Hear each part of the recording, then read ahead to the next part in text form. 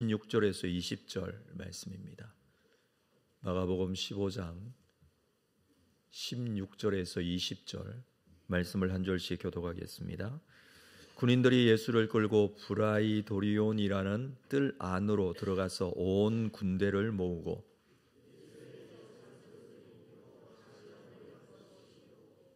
경례하여 이르되 유대인의 왕이여 평안할지어다 하고 함께 읽습니다. 희롱을 다한 후 자색 옷을 벗기고 도로 그의 옷을 입히고 십자가에 못 박으려고 끌고 나가니라. 예수님의 고난의 현장을 우리가 보고 있습니다. 어제 말씀에서 예수님에 대한 빌라도의 판결이 나왔습니다. 빌라도의 판결은 무리에게 만족을 주고자 하는 판결이었습니다.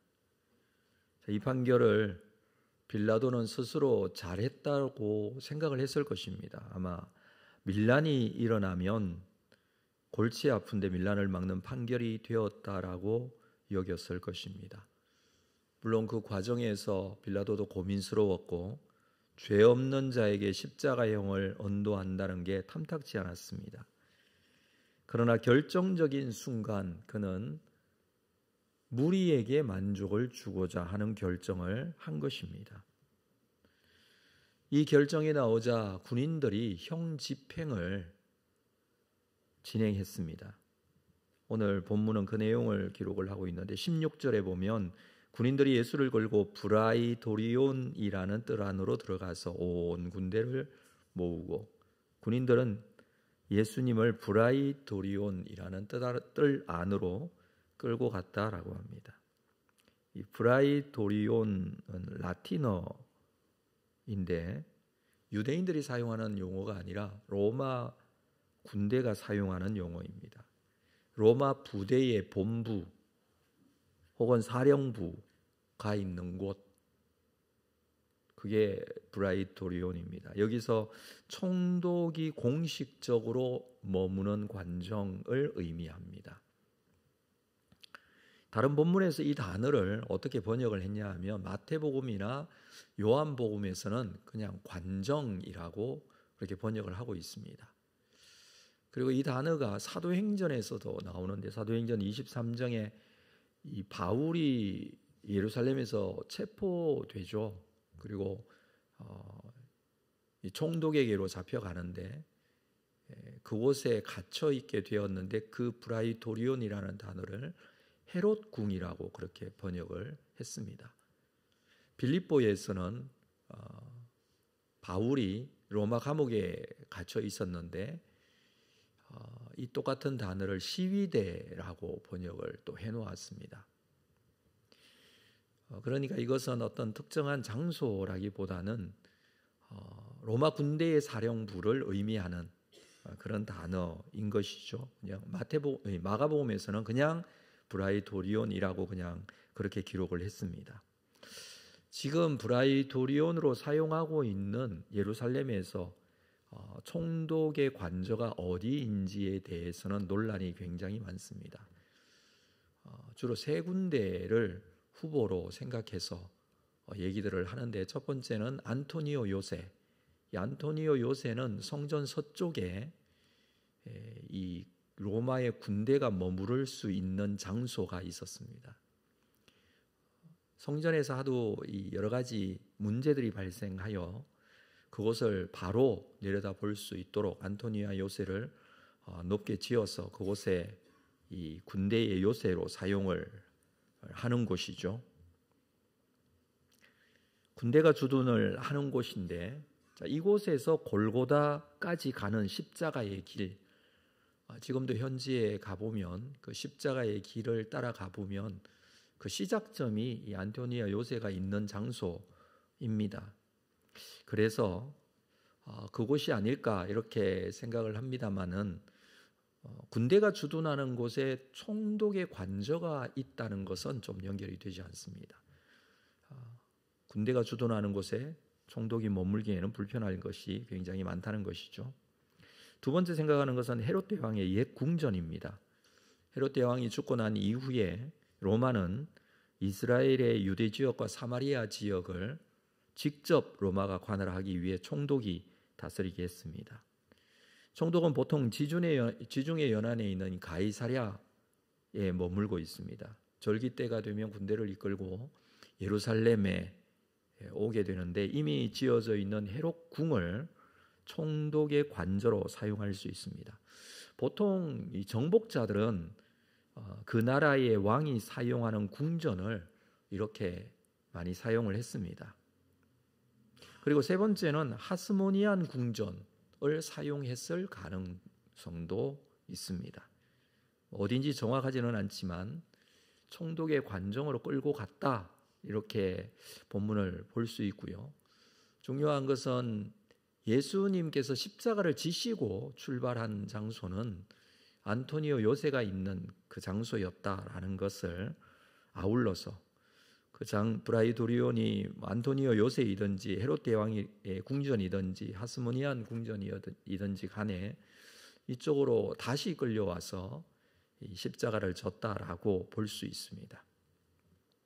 16절 하반절에 보면 온 군대를 모았다라고 하는데 지금 바울이 데리고 있는 군대가 한 600명 정도 됩니다. 지금 천부장이 따라와 있으니 600명 정도 되는데 지금 이 현장에 예수님을 희롱하고 고난받게 하는 이 자리에 600명이 다 모였다는 뜻이 아니라 이 관정 안에 있는 군인들이 모였다. 그렇게 볼 수가 있겠죠. 이 군인들이 예수님을 희롱하는 장면이 오늘 본문에 기록이 되어 있죠. 17절을 볼까요?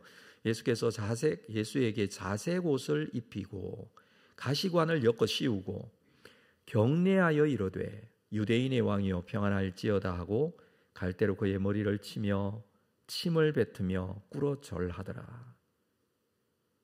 이런 모습이 예수님께서 당하신 수치, 고난에 포함이 되는 내용이죠.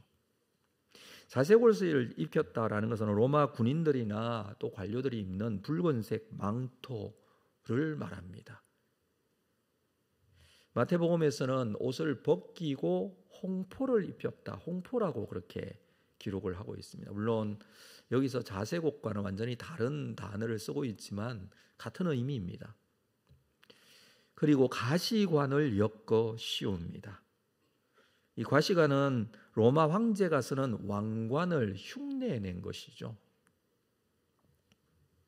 현재 가시나무가 있습니다. 우리나라에서는 볼 수 없는 굉장히 날카롭고 가시가 큰, 우리가 상상했던 것보다 훨씬 가시가 길고 강하고 날카롭습니다. 손끝만 대어도, 저도 이 손끝을 대었다가 손이 찔렸는데 진짜 손끝만 대어도 이가 찔릴 수밖에 없는 그런 가시 나무가 있습니다. 그 나무를 베어서 엮어서 가시관을 만들어 그리고 씌웠습니다. 로마 군인들은 경례하고 유대인의 왕이여 평안할지어다 라고 희롱을 하고 있습니다. 마태복음에서는 오른손에 이 갈대도 쥐어졌다라고 하죠. 갈대로 만든 지팡이라고 할 수 있습니다. 왕의 호를 상징한다고 할 수가 있겠죠. 이 지팡이로 머리를 치며 침을 뱉고 꿇어 절하기도 합니다. 가시관이 쓰 있는데 거기에 지팡이로 내리치고 이렇게 하는 거, 이마가 찢어지고 피가 나는 것은 당연할 것입니다. 당시에 예루살렘에 주둔한 로마 군인들은 죄수를 상대로 이런 모멸감을 주는 놀이를 자주 하기로 유명했다고 합니다. 예수님의 고난은 이미 구약 선지자를 통해서 예언된 그런 고난이죠. 그 고난은 배신당함 뿐만 아니라 십자가에 고통당하고 죽게 됨 뿐만 아니라 이렇게 조롱당하심, 침뱉음을 당하심까지도 포함이 됩니다. 이사야 50장 6절에 보면 나를 때리는 자들에게 내 등을 맡기며 나의 수염을 뽑는 자들에게 나의 뺨을 맡기며 모욕과 침뱉음을 당하여도 내 얼굴을 가리지 아니하였느니라. 말씀이 그대로 이루어지는 것이죠. 사실 이러한 수모와 조롱은 사내들인 재판정에서도 있었습니다. 마가복음 14장 65절에 어떤 사람은 그에게 침을 뱉으며 그의 얼굴을 가리고 주먹으로 치며 이르되 선지자 노릇을 하라 하고 하인들은 손바닥으로 치더라. 이게 빌라도에게 끌려오기 전에 사내들인 공회 그 재판 자리에서 있었던 그런 모습입니다. 유대인들은 예수님이 가짜 선지자라고 하며 때리고 침뱉었습니다. 로마 군인들은 예수님이 가짜 왕이라고 하며 때리고 침뱉었습니다. 이러한 희롱을 하고 수모와 모멸감을 주었습니다. 이 로마 군인들에게 이런 잔인한 희롱을 당하셨던 것이죠. 로마 군인들은 희롱하면서 유대인의 왕이여 하면서 꿇어 엎드려 절하기도 합니다. 그런데 자세히 보면 이런 모습이 본인들이 이 예수님께서 왕이 되심에 대해서 인정을 하고 하지 않고를 떠나서 그들이 하는 말, 하는 행동이 온 우주의 왕이신 예수님을 왕이여 하고 꿇어 절하고 있습니다. 왕이 될 수 없고 왕이 아니면 이것이 조롱으로 끝날 것입니다. 그렇지만 실제 왕이신 예수님을 향하여 자기들은 조롱한다고 하지만 그러나 사실이기에 실제 왕이기에 이 로마 군인들의 행동이 실제 왕에게 꿇어 엎드려 절하는 것이 된 것이죠. 이러한 희롱을 하고 난 이후에 20절 희롱을 다한 후 자색 옷을 벗기고 도로 그의 옷을 입히고 십자가에 못 박으려고 끌고 나가니라. 로마 사람들은 십자가에 죄수를 매달 때에는 완전히 발가벗겨서 매답니다. 그러나 이날은 6월절이고 몇 시간 후면 안식일이 시작이 되고 종교 절기 중 발가벗은 죄인에 대한 유대인들의 이 거부 반응을 고려해서 옷을 입혀 끌고 간 것으로 보여집니다. 요한복음에서는 4명의 군인이 끌고 갔다 이렇게 구체적으로 그 숫자까지 밝히고 있습니다. 군인들은 예수님의 감정과 자존심을 전혀 배려하지 않습니다. 잔인하고 희롱합니다. 최악의 수치와 굴욕을 주려고 합니다. 예수님은 죄인도 아닌데 죄도 지은 것이 아닌데 죄인으로 여겨졌고 이런 수치와 굴욕을 당하는 고난을 당하신 것이죠. 그런데도 이렇게 고난당하신 주님을 우리는 믿고 그분을 따라갑니다. 그렇다면 이 말씀을 보면서 우리가 좀 생각해야 될 것이 있습니다. 그것은 이런 수치와 굴욕을, 이런 침뱉음을 우리가 당할 때, 내가 당할 때 예수님은 우리를 살리시기 위해 수치와 굴욕을 참으시고 십자가를 지셨습니다. 우리에게도 마찬가지죠. 신앙을 지키고 예수를 믿기에 당하는 수치와 굴욕이 있을 수 있습니다. 그것이 부당하게 당하는 수치와 굴욕이 될 때가 많습니다. 믿음을 저버리지 않기 위해서 또는 나에게 주어진 사명을 감당하기 위해서 끝까지 혹은 말씀을 전하거나 전도하기 위해서 우리가 당하는 수치나 굴욕이 있을 때가 있다는 것이죠.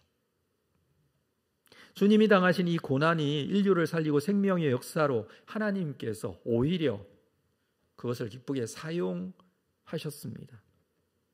하나님께서는 합력하여 선을 만들어 가시는 분이시죠. 부족하지만 우리에게 당하는 수치와 굴욕이 정말 신앙과 믿음 때문이라면, 복음 때문이라면 하나님께서는 그것 또한 합력하여 하나님의 귀한 일, 선한 일을 이루어 가실 것입니다. 주님 당하신 이 장면, 이 고통 당하시고 수치를 당하신 이 장면을 우리는 잊지 말아야 합니다. 우리에게 주어지는 수치와 굴욕이 있을 때 우리는 주님을 기억하자라는 것입니다. 또 하나 우리가 좀 생각할 것은 예수님을 이렇게까지 수치스럽게 희롱하고 굴욕을 주는 로마 군인들, 그들을 보면서 우리는 어떤 이유로든 아파하고 힘들어하는 사람들의 자존심과 감정을 배려할 줄 아는 사람이 되어야 합니다. 오늘 본문의 고난은 예수님께서 육체적인 고통뿐만 아니라 심적인 고통, 조롱과 수치와 굴욕을 느끼게 하는 고통, 이러한 고통 당하심도 있었다는 것이죠. 우리는 간혹 상대방의 어떤 심적 고통을 이해하지 못하고 내가 하고 싶은 말로 또는 내가 하고 싶은 행동으로 상대방을 아프게 하는, 그 마음을 아프게 하는 그런 경우들이 종종 있습니다. 내 말이, 내 마음이, 내 행동이 더 중요하다고 생각을 하죠. 심적인 고통과 아픔으로 인해 힘들어하는 사람들에게 그 마음을 아프게 하는 언행을 하지 말자라는 거예요. 주님께서 이러한 고통을 당하셨는데 오히려 하나님의 위로와 치유가 임하도록 아름다운 말로, 좋은 말로 하나님께서 회복하시고 함께 하실 것에 대한 믿음을 가지고 저주하고 조롱하던 사람도 예수를 믿고 주께로 돌아오는 놀라운 역사가 일어나게 된다는 사실을 기억하고 힘들수록 위로하고 감싸주는 믿음 좋은 성도가 되어야 할 것입니다. 고난주간을 보내면서 육체적인 고통뿐만 아니라 이런 온갖 고통 속에서도 십자가를 지신 예수님, 그 길을 통해서 우리를 살리시고 구원하신 예수님, 우리 또한 고난당하신 예수님을, 그 십자가 지신 예수님을 따라가는, 그리고 주어진 이 말씀 속에 놀라운 하나님의 은혜가 우리의 심령 가운데 채워져 주님의 길을 우리도 감사함으로 따를 수 있는 믿음의 시간이 되었으면 합니다. 기도할 때에도 주님의 십자가를 묵상하면서 또 주님께서 당하신 이러한 희롱당하심, 침뱉음을 당하심, 이 모습이 내 삶 속에서도 묵상되어지고 나의 삶이 온전히 주님께로 향하여지는 귀한 은혜 있게 되기를 주님의 이름으로 축복합니다. 기도하겠습니다. 하나님 아버지, 군인들에게 당하신 수모와 수치와 이 침뱉음 뿐만 아니라 공회에서도 많은 사람들에게 침뱉음을 당하고 조롱을 당하신 주님, 우리를 살리시기 위하여, 우리를 구원하시기 위하여 가신 길은 이런 고통과 아픔의 길이었다는 사실을 다시 한번 묵상합니다.